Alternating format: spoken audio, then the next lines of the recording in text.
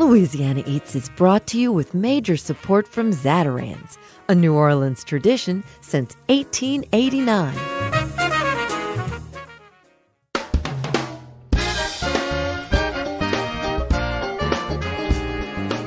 From WWNO New Orleans and our studios in the Southern Food and Beverage Museum, this is Louisiana Eats. I'm Poppy Tooker. For 35 years, every December, Havana has been home to its very own jazz festival, one that few Americans have ever been able to experience due to the embargo between the two nations. In a stroke of incredible luck, I was able to accompany the Preservation Hall Jazz Band as they brought a taste of New Orleans jazz to this year's festival. For over 50 years, the Cuban nation has been completely cut off from America's developing music scene. But our visit changed all that. With diplomatic relations having just been restored on July 15, 2015, we were able to see old Havana before the inevitable encroachment of the 21st century Western world. So on this week's Louisiana Eats, I'm taking you all along on the ride of a lifetime as we dine in Paladares, visit organic farms, and of course, second line in the streets of Havana with the Preservation Hall Jazz Band. We're going to Cuba on this week's Louisiana Eats.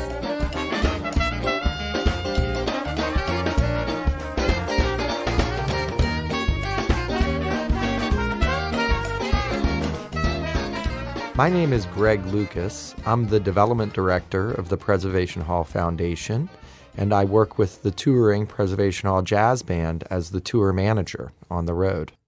After an unforgettable 8 days and 7 nights accompanying Greg Lucas and the Preservation Hall Jazz Band on their landmark visit to Cuba, needless to say, Greg Lucas is my new best friend. During our shared journey to Havana, we took in the marvelous architecture, dined at delicious Paladares, which are restaurants operated in private homes, and witnessed the band's historic performance at the Havana Jazz Festival. But this wasn't merely a pleasure trip. Throughout that magical week, the Preservation Hall Jazz Band engaged in multiple education programs and neighborly activities designed to promote a meaningful exchange between two cities that share a lot of musical connections. Part of the mission of the Preservation Hall Foundation is international exchanges and placemaking with other communities that have a rich indigenous musical and cultural heritage, but that the Preservation Hall business model and experience could lend some benefit or resource to. So in our preparation for the trip, on 2 scouting adventures that we made, we got to know several local artists that are trying to make a difference down there in Havana. One of them, Asmavi Pacheco, is a woodblock print artist who we commissioned to create a custom poster that all of the attendees of the trip received. And the other physical or artistic representation of our presence there was the restoration of the neon signage and marquee of the historic Maya Theater where the band played for the Havana Jazz Festival. So we commissioned a neon artist named Kadir Lopez to recommission and relaunch the historic neon sign and marquee in front of the theater. And we turned it on in a ceremony with the director of the theater on the night of our show. The final aspect of the foundation's outreach that we did was education in 2 different schools with Cuban students. One was the National Arts College, La ENA, and the other was a high school conservatory called the Amadeo Roldan Conservatory of Music. And we not only took instruments down to both schools, we also took instructors, and the world-renowned Preservation Hall Band performed with the students and gave them tips and a master class at each school. I think that the deeper impact is everyone who traveled with us connected around our informal title of the adventure, Los Hermanos de Agua, Brothers of Water. And that really carries true because New Orleans and Havana are separated by a gulf, but culturally are so similar and connected even to this day through the French and Spanish colonial heritage and the explosion of contemporary music, starting in Havana and then carrying on in the 1800s to New Orleans, which became jazz. So together, it does feel like there is a brotherhood and a kinship that is unbreakable now. Music and food go hand in hand in our culture. So give us a little taste of that side of the plate. Well, I was very pleasantly surprised as a foodie on the quality and diversity of what I ate down in Cuba. And the standard fare, the ropa vieja, the criollo, those dishes are done to perfection down there, especially the ropa vieja. It's moist, it's filling, every bite is full of interesting spices and flavors. It's like their version of a sultry barbecue, if you will. My most favorite eating experience was probably at El Cocinero, which is a very high-end new restaurant connected to the Fábrica del Arte in the Miramar neighborhood. El Cocinero served up a fusion kind of nouvelle Cuban cuisine that included a baby octopus salad that was delectable and really tasty fish grilled on la plancha on a little block of wood. And it was just before the band did a rollicking set at the conclusion of our trip on the final night. I would like to thank you so much for giving us such a clear picture of this mission and what it took to carry it out. And congratulations, because it was a life-changing game changer, if you ask me. Well, we loved having you along and documenting the whole experience with us and at all of the events, and so enthusiastic.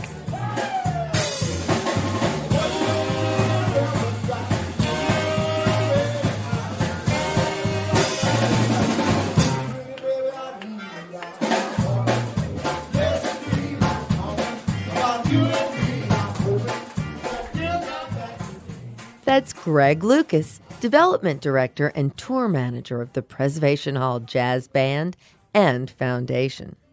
As Greg pointed out, I traveled with the band to the Rome of the Caribbean, trusty sound recorder in hand, intent on sharing the historic experience with my Louisiana Eats listeners. So now, without further ado, let's go to Cuba.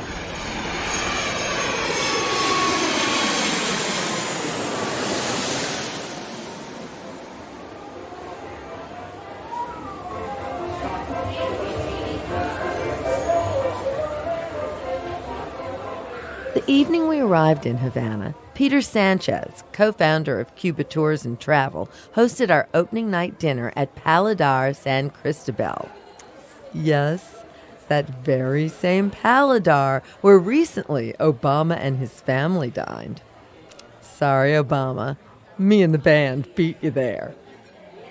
My name is Peter Sanchez, and I'm the CEO of Cuba Tours and Travel. We're a company that was founded in '99 by myself and my partner, Al Nodal. We only do Cuba. We really focus on the cultural travel, and we're really living some historic times right now, and it's just so exciting, everything that's happening in Cuba. We're here for the long run. It's not the flavor of the month for us. We got a long-range commitment to Cuba and the Cuban people, and we consider ourselves bicultural, so it's very important for us to understanding both cultures, that bring them together and help Americans meet Cubans and Cubans meet Americans. Americans come in here and we help a lot of Cubans go there also and learn from the Americans. It all started, Hernan Lopez Nusa, the keyboardist that's playing with him, we've taken him to the United States a couple of times. And a few years ago, he said, boy, I'd really love to visit New Orleans because musically, and he's very connected to his French ancestry. He comes from a French ancestry. So 2.5 years ago, we organized a trip for him to New Orleans, and he loved it. And he connected with Preservation Hall. And then this last year, again, we sponsored his trip down there. We actually started jamming with them more, and he was their guest performer at Jazz Fest this last year. And then that's where this whole idea of Preservation Hall coming to Cuba in search of the musical roots in Cuba came from, and here we are. Why is this your favorite restaurant in Havana? The consistent quality of the food. We came here like the week when they opened, and we looked at this place, we said, you're going to be a success. And how long ago was that? Like 4 years ago, and he has been a success. What's your favorite thing to eat here? The filet, Ah. and with mushroom sauce. And in Cuba, it's hard to find good beef, and they have good beef at this place. So when you talk about supply and demand, would you explain the food chain the best you can?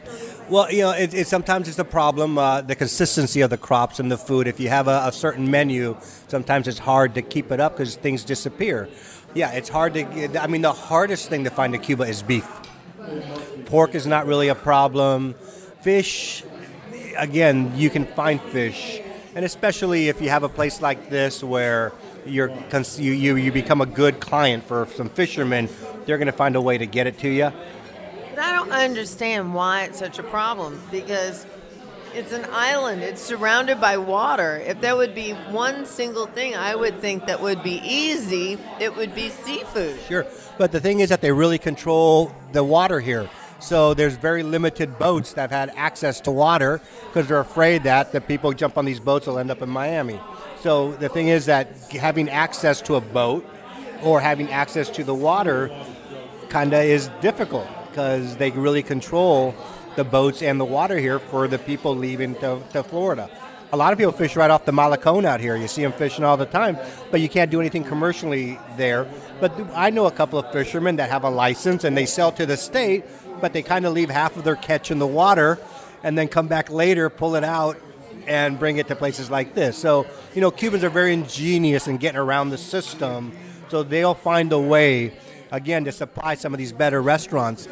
But it causes a problem in the whole supply chain that the prices are going up because the Paladares are willing to pay more money, and then the population, the prices go up, and it becomes difficult sometimes for the population to keep up with the increase in prices.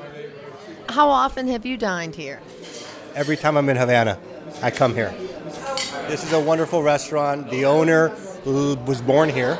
It was his mother's house, right? Yeah, he lives upstairs still. And so I'm so curious to know, where does he get his cooking skill from? What else do you know about this place? He was a trained chef that worked at probably with the government for many years, and now he owns his own restaurant. So there's a whole movement here. For years I used to say to people, Cuba is not Paris for the shopping or the food.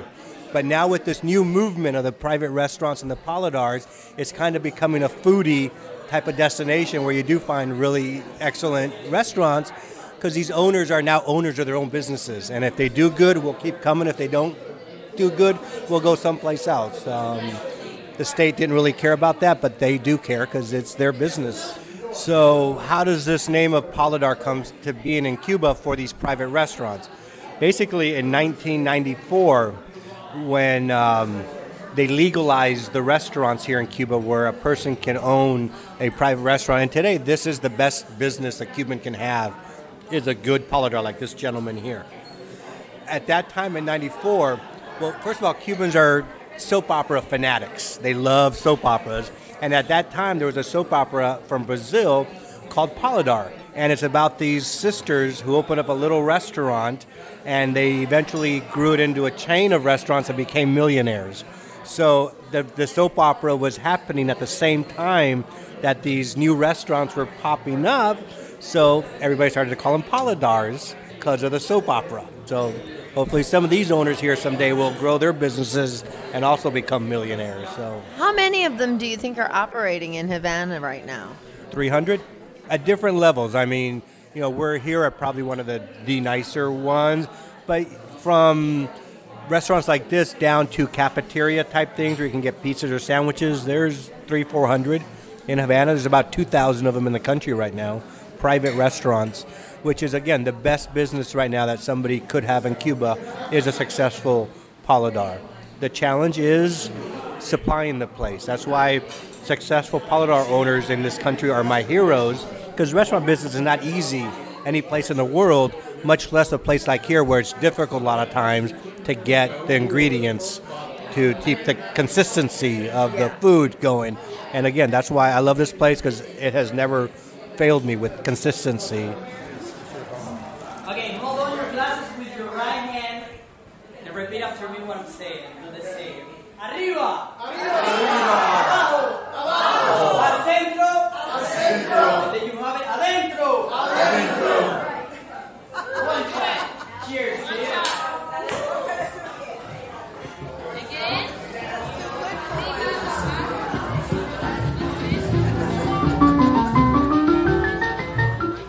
When we come back from a short break, our travels in Havana begin. Don't miss this trip.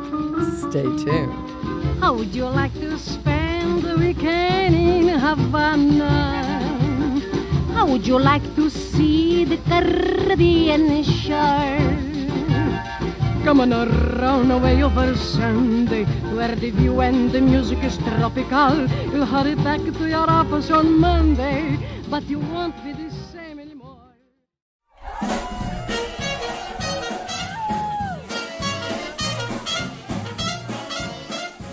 I'm Poppy Tooker, and you're listening to Louisiana Eats, edible content for Louisiana food lovers. Louisiana Eats is brought to you with major support from Popeye's Louisiana Kitchen and Zatarain's.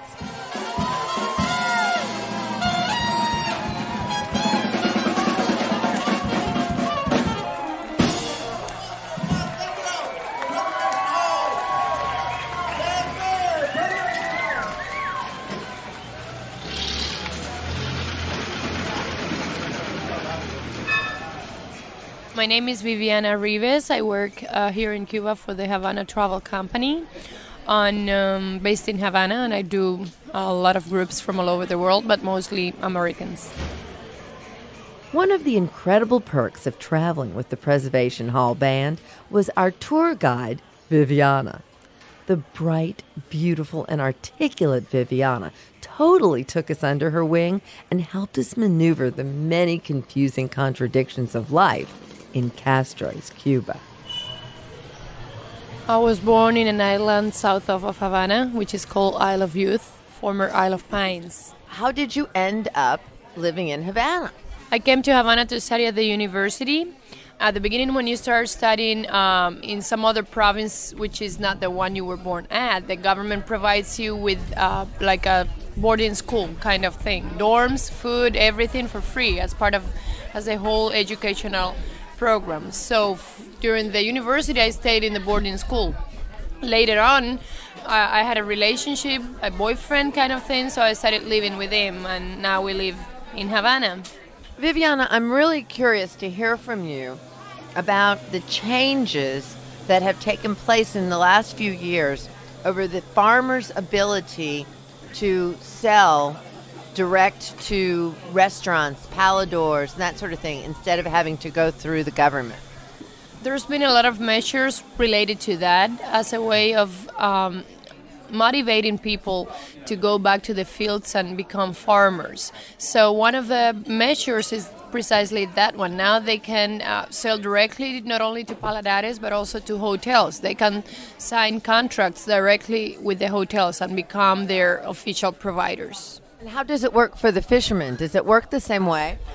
It's similar for fishermen, but most of the fishermen in Cuba, they created co-ops, so it's a little bit different. Now, you're going to take us into Old Havana, the old part of the city. What makes Old Havana different and special? I think what it's most important about the Old Havana, it's all of the work that it's being done to preserve that part of the city, that it's said to be the colonial part, but most of the buildings, I mean not most, but a lot of them are from also the Republican period. So it's the historic center in general, and it's it's the history of Cuba, counted through the buildings.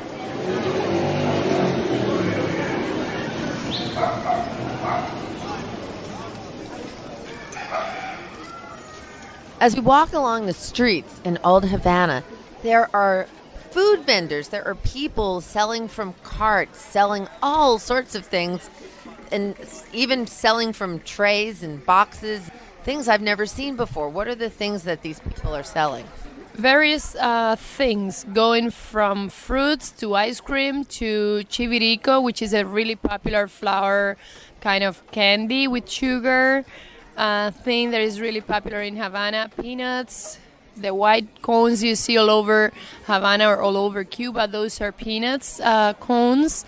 And in general, all those people, they have licenses to sell. They're able to go wherever they want in the city. They have, besides the license, they have like an ID that identifies them as vendors, public vendors. Although we did spend a great deal of time tooling around in those fabulous period cars that are the taxis of Cuba today, much of our time was spent with Viviana on a bus.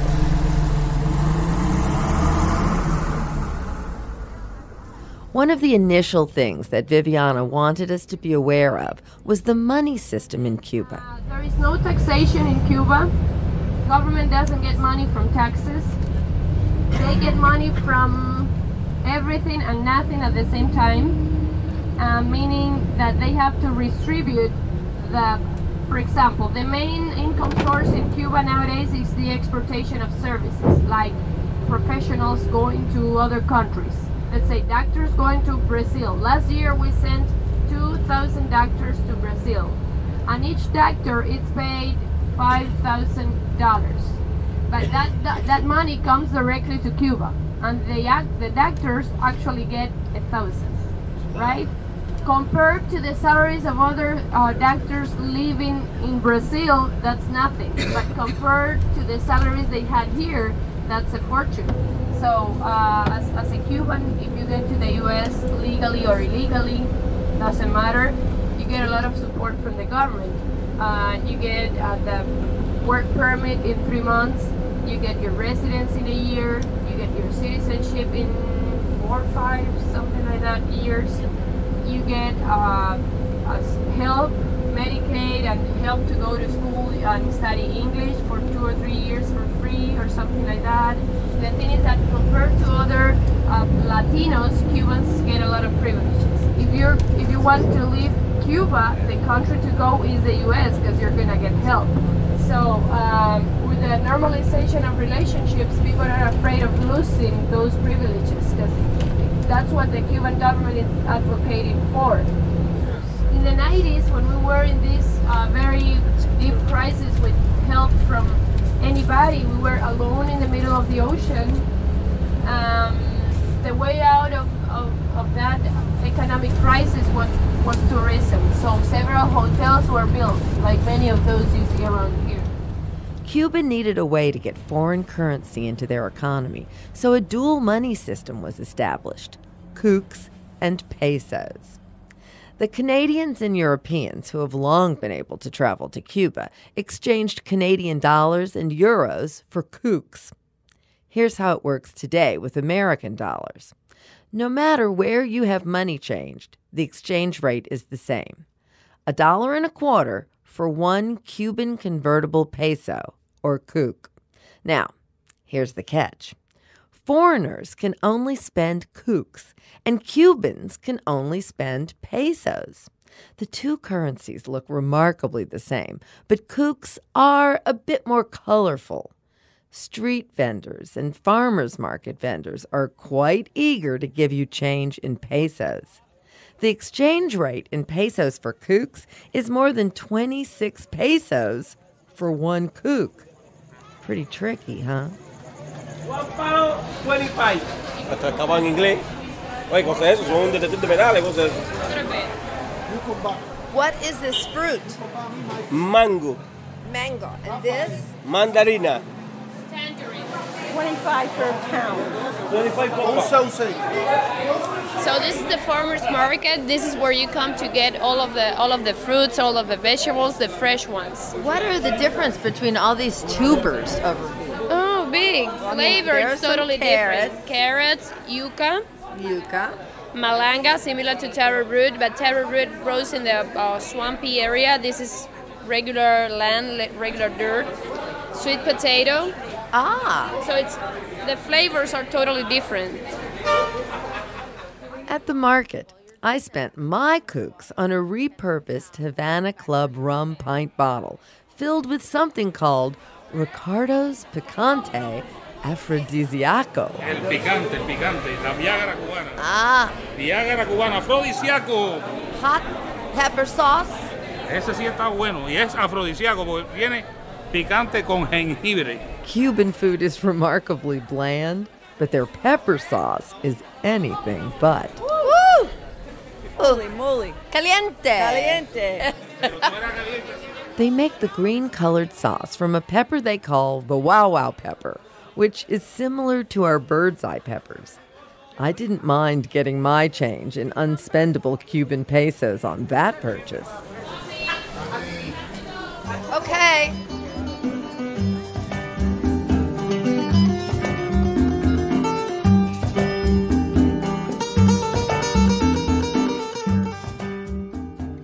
Our next stop was a historic chocolate shop in Old Havana. But then here in Havana, they have this small place, and they make candies. Then you can have a hot chocolate, a cold chocolate, and sometimes, most of the times, they have coffee. At some point, Belgium was importing a lot of chocolate from Cuba.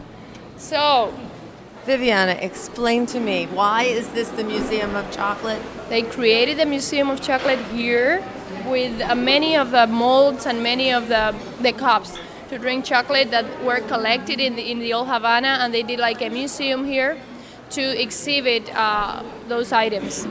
It was brought to Cuba by the Spaniards from Mexico, and then chocolate, it's said to be the drink of the gods, so it was very popular in Cuba. And nowadays we have a very big cocoa plantation in eastern Cuba, and we even export that product, the cocoa or the chocolate already made, already pre-made or whatever, to Belgium. So you go all the way from growing it to making it right here in Havana. Yes.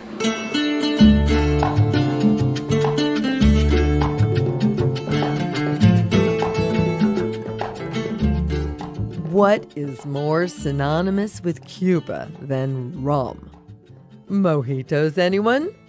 Viviana led us into a rum emporium where we tasted and purchased some divine distillations that haven't ever been consumed stateside. Yet. We're gonna start talking here about rum. Do you like rum? Most common or most popular rum in Cuba before the revolution was the Bacardi. But they were very smart, and they sold their pattern to the Philippines and Puerto Rico, and when the revolution triumphed, they left. So it was not a Cuban company anymore, so it was not nationalized. After the Bacardi had left, the Havana Club became the national rum of Cuba. That was the former Arechavala rum. It's really popular, exported to the entire world. However, we have other rums in Cuba.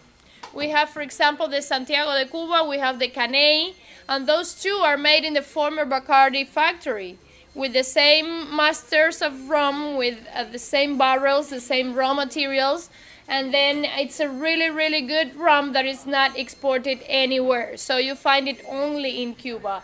Now that you can bring back a cigar and rum, that'll be a very nice one to take, because you won't find it anywhere else. Used to be a lot, but now it's for internal domestic consumption only, so it's much less. We closed like 40 sugar mills during the 90s because the production was not that big anymore. Yeah, because at one time you all were exporting. It was sugarcane, everything related to sugarcane export. That was the number one stance of the Cuban economy. Not anymore. So here we're gonna do a little tasting. This one in particular is my favorite. It's Legendario, around 7 years aged. So go ahead, have a sip, and I'll be back here.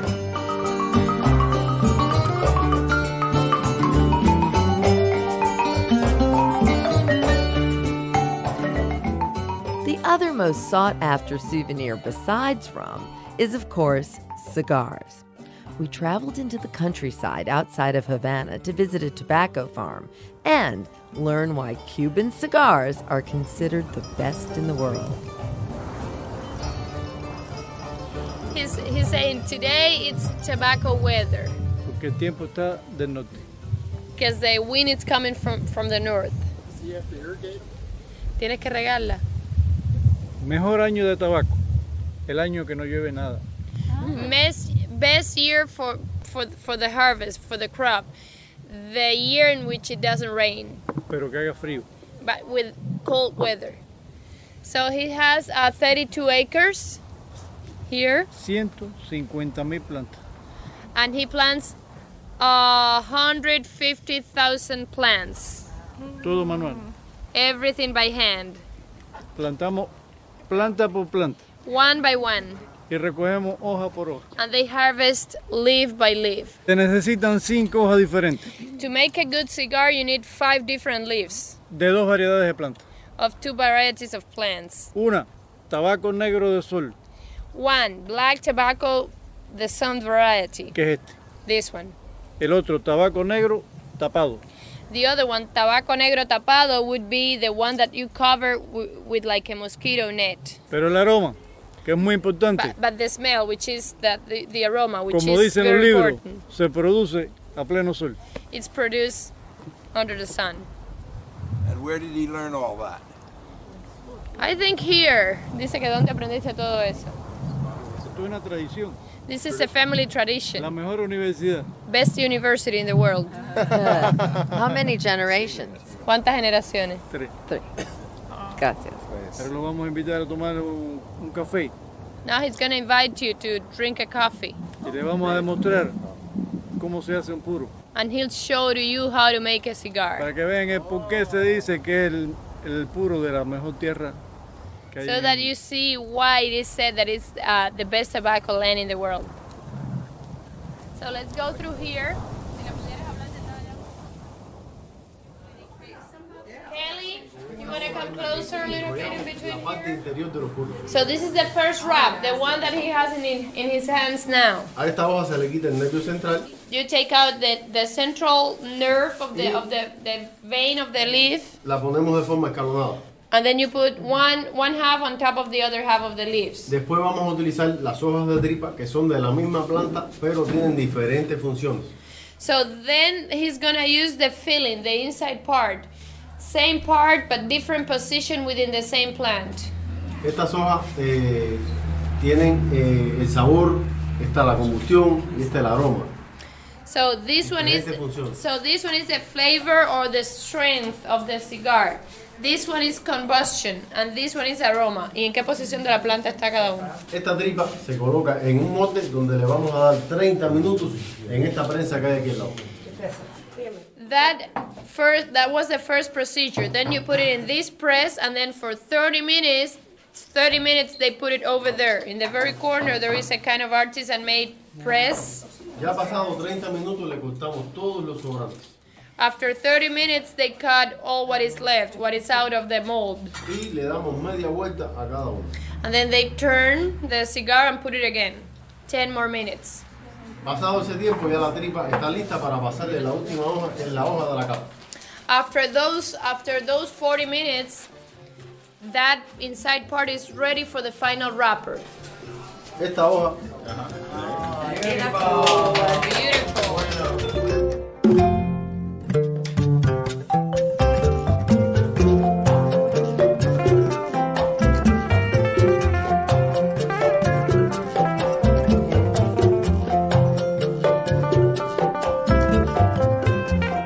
As you can imagine, we'd worked up quite a hunger. Our meal in a countryside Paladar, located on an organic farm, was by far one of the most memorable and delicious.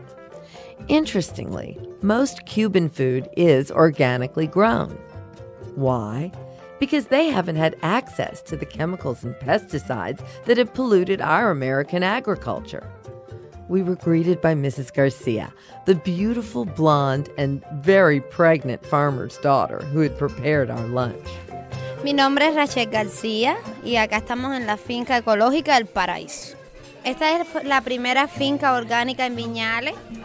So she just said they've been 5 years with the condition, with the classification of national excellency, because everything is organic.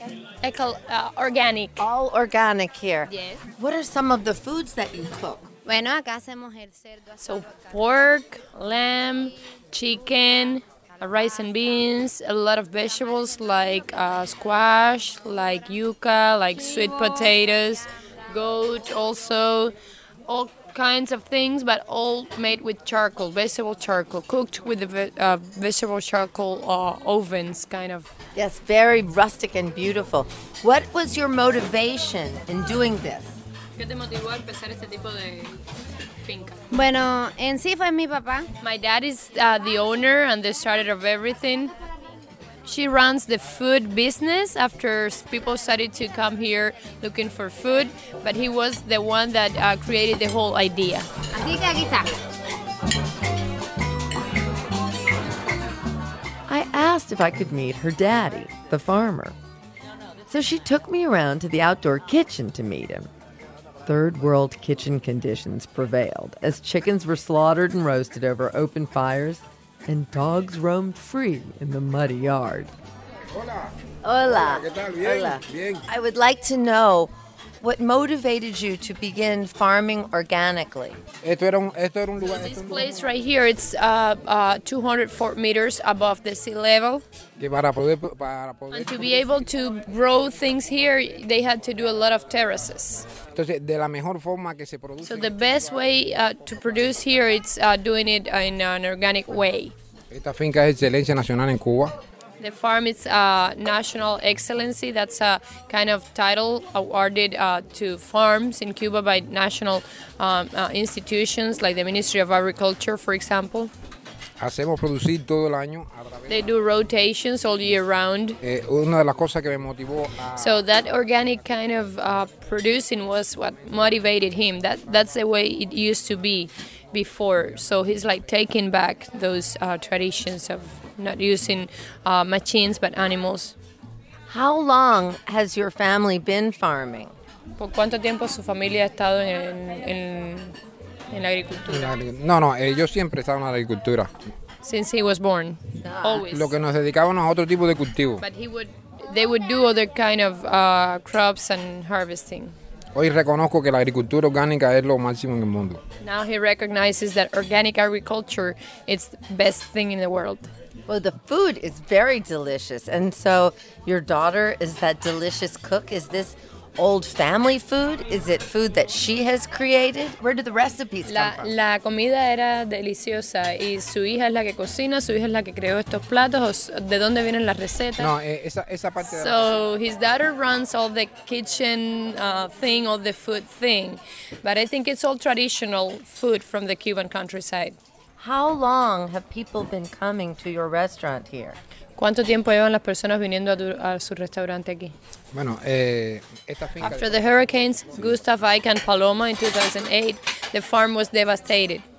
Y más o menos 3 years ago, they started to recover. Does the state officially recognize organic or? El Estado reconoce lo orgánico. Oficialmente. Sí, ejemplo, yo tengo. Yeah, the state does it, and actually he's given more land for what he's doing, and then he has contracts with the state to provide food to the senior care center and the maternity home. Also, they have contract, and he's the one that provides the food directly to them. And also a lot of houses who have rooms for rent in Viñales, they buy directly from him. Is it very difficult to farm organically here? ¿Es difícil producir orgánico? No, yo pienso que no, que lo que hay que tener es deseo de hacer las cosas. You only need to have the will to do it.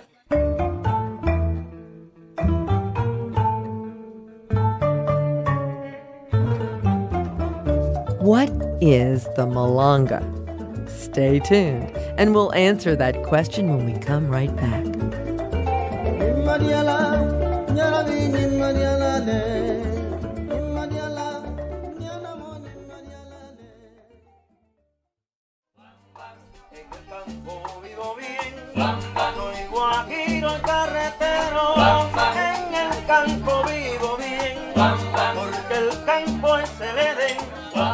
I'm Poppy Tooker, and you're listening to Louisiana Eats, edible content for Louisiana food lovers.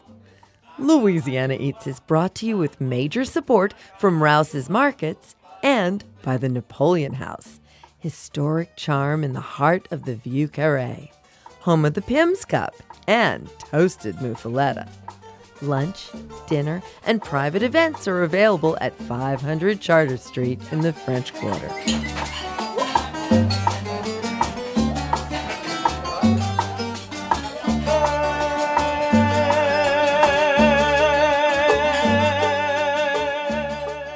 Here's this week's culinary quiz question, brought to you with support from Popeye's Louisiana Culinary Institute. What is the Malanga? Malanga is one of Cuba's most important foods. It's the tuber or root of the plant we know in Louisiana as the elephant ear. Malanga is Cuba's ultimate comfort food. It's the first solid food fed to infants, and it's said to be the cure-all for any stomach ailment as well. Curious to learn more? Stay with us, because coming up next is another one of my new best friends from the Cuba trip, Jay Hutchings, my very own Malanga Monger.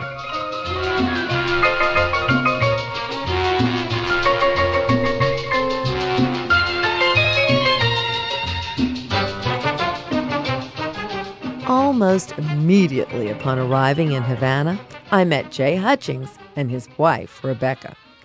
Jay was completely obsessed with something I'd never heard of before, the Malanga. What we're making is a local traditional dish called Malanga Fritters. And we've been searching for the correct way to do this entire trip. And what we found, because this grows in New Orleans and no one eats it, right? So it's the elephant ear in New Orleans. So we're going to take this home and create a cultural revolution of our own. So what you do is you take Malanga, which is a tuber, it's there, this one here, and you boil it in water to make it soft. After you slice it, you let it sit in the water and get soft. It's like a potato, so yeah, it'll probably take 10 to 15 minutes to soften the way potato I'm going to would. say we're going to blanch this. That's a term? All right. So we're going to blanch our Malanga.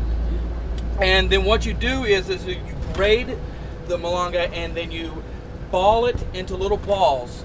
And you take an oil and then you mix with the Malanga. So we got a little ginger. We got a little bit of those little hot peppers, because we're from Louisiana, right? So yeah, that's right. And then we got onion. Oh wow. We got What else, John? limes. We don't have the oil. It was a vegetable market.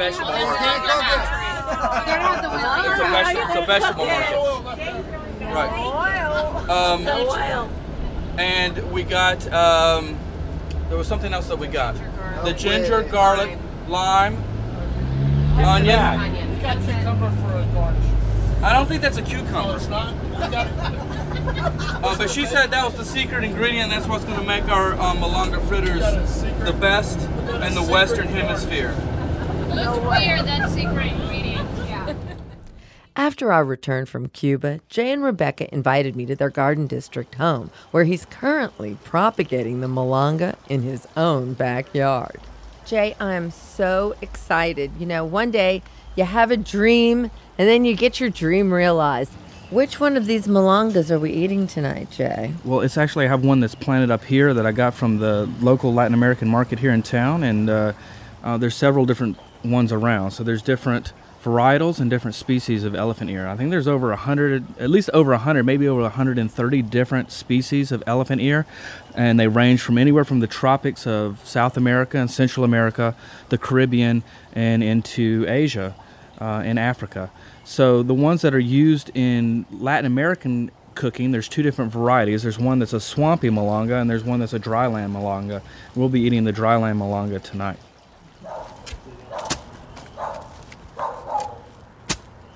There we go. We got a nice tuber. I guess it's almost like digging up a potato in some Exactly, ways. and potatoes are very similar. They're very starchy, but the Malanga has a lot better nutritional value.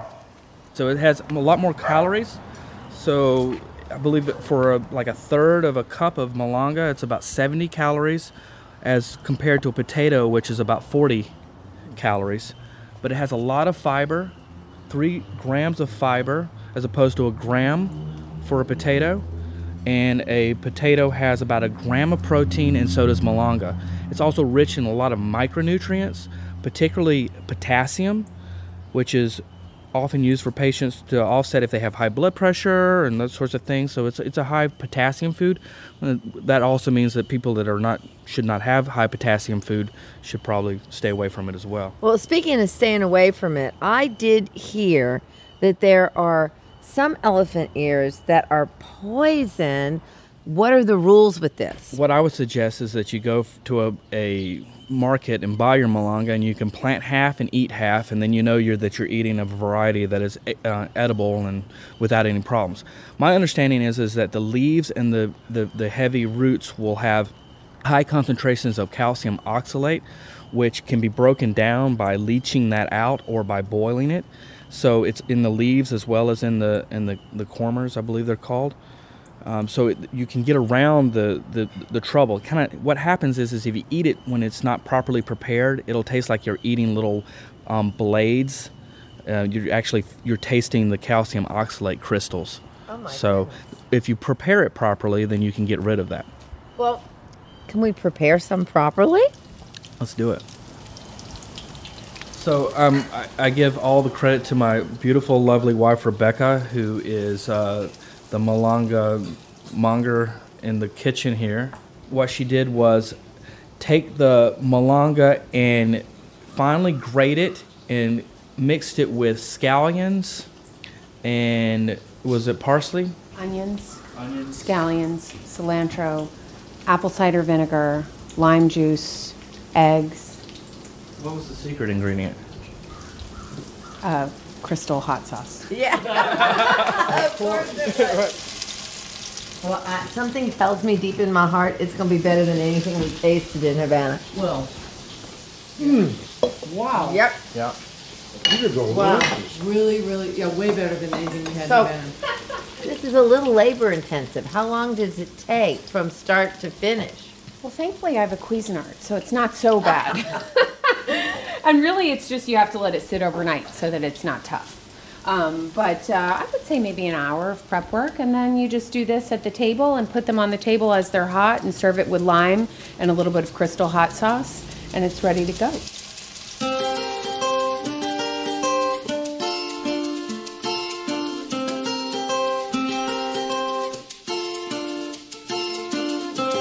That's it for this week's edition of Louisiana Eats. Edible content for Louisiana food lovers.